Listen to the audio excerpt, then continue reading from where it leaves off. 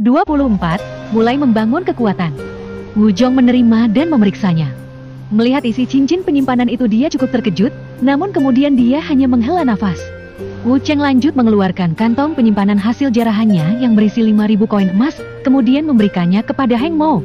Paman mau bagikan ini kepada para pekerja di restoran kita, setengahnya paman gunakan untuk kebutuhan paman sekeluarga. Anggap aja ini bonus untuk mereka. Tuan muda, apakah ini tidak terlalu banyak? Ucap Heng Mo dengan perasaan haru. Dia tidak menyangka kalau pemuda yang dikatakan sampah ternyata sangat baik hati Mia. Tidak perlu dipikirkan paman. Setelah ini saya juga membutuhkan bantuan paman. Katakan saja tuan muda, selagi dalam kemampuan saya maka saya akan melakukannya. Saya ingin paman merekrut para kultivator mandiri. Minimal kultivasinya berada pada alam pembentukan energi. Berapapun jumlahnya saya akan menyiapkan biayanya. Tuan muda, untuk merekrut kultivator tingkat tinggi membutuhkan biaya yang sangat besar. Ucap Heng Mo sedikit ragu. Tidak masalah paman, berapa biaya yang paman butuhkan untuk merekrut mereka? Setidaknya butuh 50.000 koin emas tuan muda. Wu Cheng kembali mengeluarkan kantong penyimpanan berisi 65.000 koin emas. Kemudian menyerahkannya pada Heng Mo. Paman, gunakanlah ini. Jika ada kekurangan nanti, paman tinggal memberitahuku saja. Baik tuan muda. Saya akan menjalankan perintah tuan muda. Ucap Heng Mo setelah mengambil dan memeriksa kantong penyimpanan yang diberikan Wu Cheng. Dia sangat terkejut, ternyata pemuda ini sangat kaya. Bahkan ayahnya saja tidak punya uang sebanyak itu. Heng Mo merupakan seorang kultivator juga. Ranahnya berada pada alam pembentukan energi tingkat 8. Setelah kepergian Heng Mo, Wu Cheng kembali mengeluarkan kantong penyimpanan berisi sumber daya langka dan 2 botol pil tingkat langit kemudian diserahkan kepada ayahnya. Ayah, gunakanlah sumber daya ini untuk berkultivasi. Cheng'er yakin, dengan sumber daya ini ayah bisa melangkah ke alam jenderal tingkat dasar. Cheng'er ingin membuka tempat penjualan informasi dan jasa pengawalan. Mungkin ayah bisa membantu Cheng'er nanti untuk mengurusnya. Hahaha, bocah, ternyata kamu sangat kaya rupanya. Sepertinya ayah tidak perlu khawatir lagi dengan kondisimu. Bagus-bagus, kamu ternyata berpikiran luas. Bahkan telah merencanakan untuk membangun kekuatan. Baiklah, ayah akan membantumu mengurusnya nanti, dan biarkan saudaramu yang mengurus restoran kita. Ucap Wu Zhang sambil menepuk-nepuk bahu Wu Cheng dengan keras. Oh, sakit ayah. Teriak Wu Cheng kesal pada ayahnya. Maaf. Ayah hanya terlalu bersemangat. Hahaha. Baiklah, ayah akan pergi mencari kenalan lama ayah untuk membantu pekerjaan ayah nanti. Hahaha. Ucap Wu Zhang berlalu pergi menyisakan Wu Cheng dan Heng Lili di ruang keluarga. Adik Lili, apa adik tidak menginginkan hadiah dari kakak? Apakah kakak Cheng punya hadiah untuk Lili? Ucap Heng Lili bersemangat mendengar tawaran Wu Cheng.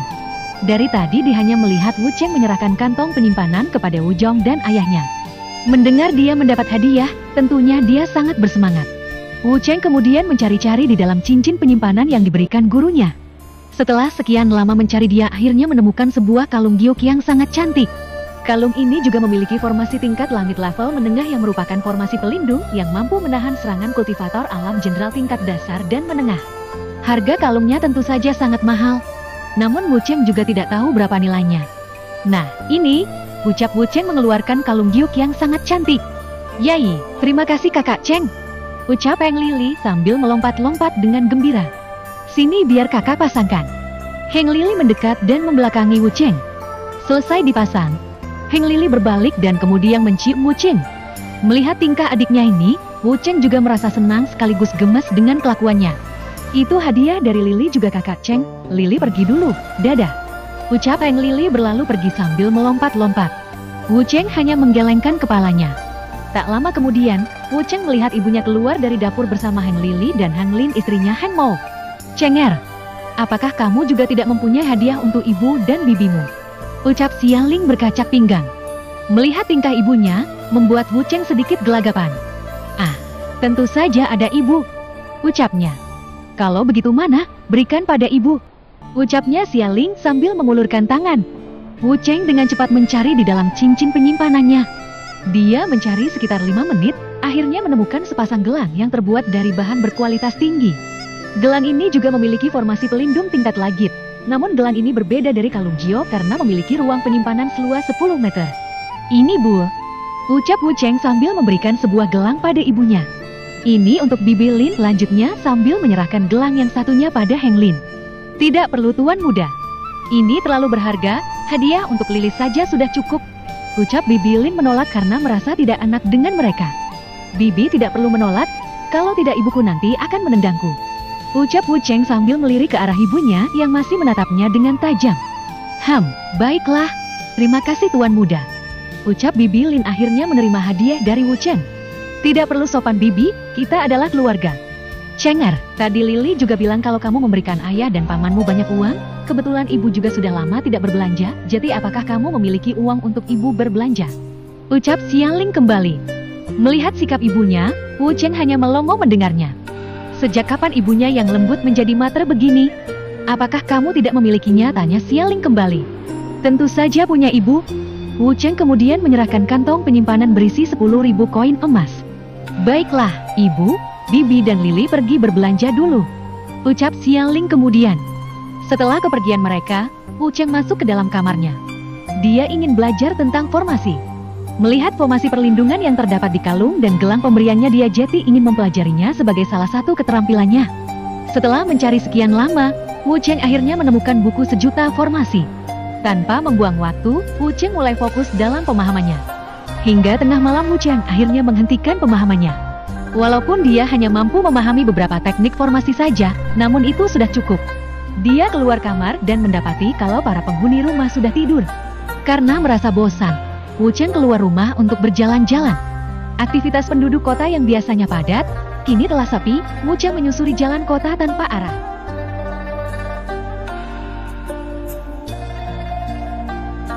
Bab 25. Menguras gudang harta klan Wu. Sebuah formasi penyembunyian menyelimuti dirinya.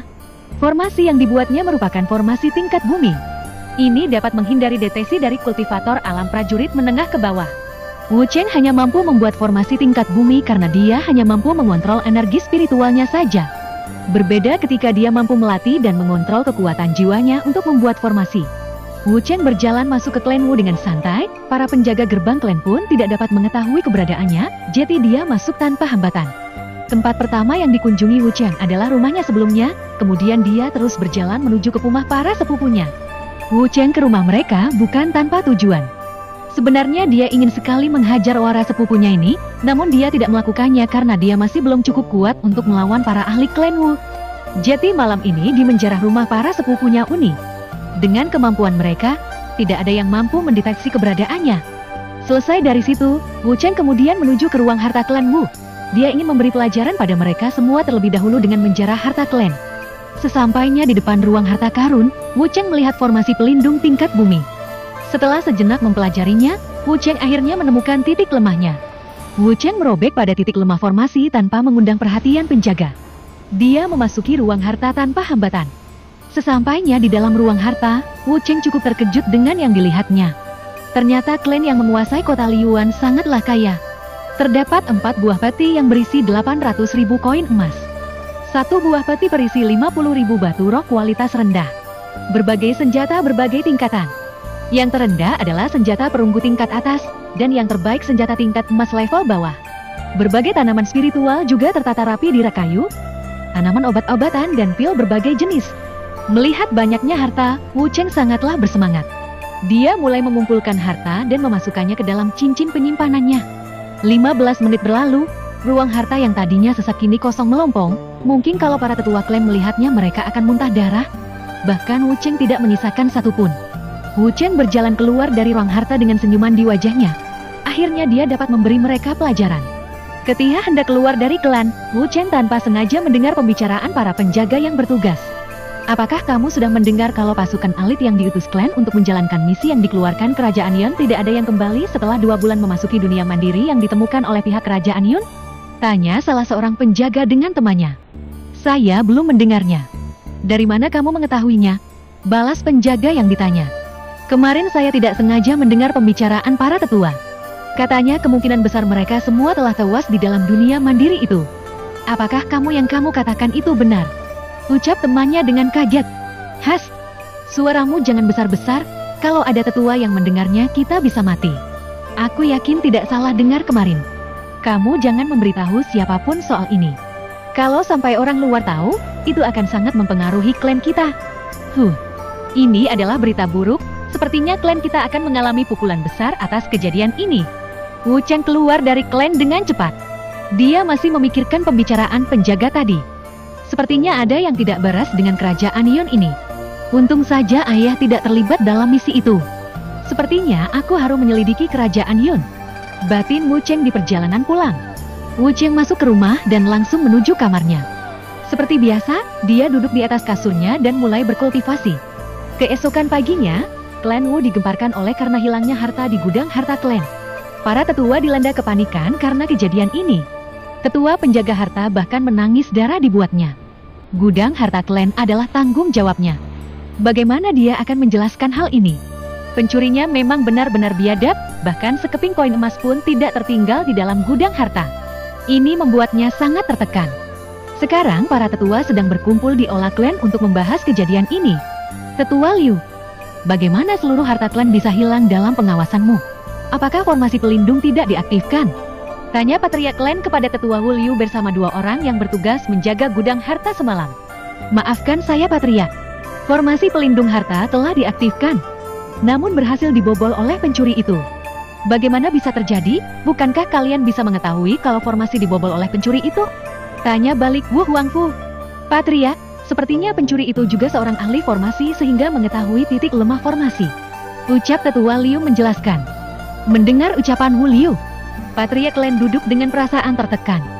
Dampak dari kejadian ini sangatlah besar, bisa-bisa klan Wu akan turun menjadi klan kelas 2 di kota Liyuan. Belum lagi anggota pasukan elit klan yang diutus untuk menjalankan misi belum ada kabar sampai sekarang. Wu Huangfu duduk di kursinya dengan wajah suram. Patria, saya dengar kalau bukan hanya harta klan yang dicuri, tapi ada juga beberapa anggota klan yang ikut kehilangan kantong penyimpanannya semalam. Mereka adalah anggota keluarga Wu dan beserta saudaranya yang lain. Bukankah ini sangat aneh? Ucap tetua kedua menjelaskan. Baiklah, segera cari tahu siapa pelaku dari pencurian harta klan secepatnya. Siapapun yang dapat memberikan informasinya maka akan diberikan hadiah yang sangat besar oleh klan. Perintah Wu Huangfu pada para tetua. Setelah yang lain pergi, menyisakan Wu Huangfu dan Wu Qiu tetua agung klan Wu di dalam olah. Patria, siapa menurut Anda yang punya kemampuan untuk mencuri harta klan? Saya juga tidak tahu. Ini sangat aneh. Selain harta klan, anggota biasa klan Wuga ikut kehilangan hartanya. Kalau pencuri itu ingin menjarah harta, maka dia seharusnya menjarah di tempat para tetua yang memiliki harta lebih banyak daripada anggota biasa klan. Wu Qiu hanya mengangguk setuju dengan ucapan Wu Huangfu. Lalu bagaimana dengan fenomena terobosan sebelumnya? Apakah sudah ada informasi tentang siapa yang memiliki 7 elemen dasar itu? Lanjut Wu Huangfu bertanya. Belum ada Patria. Orang ini sangat misterius, jadi tidak ada informasi tentang orang ini.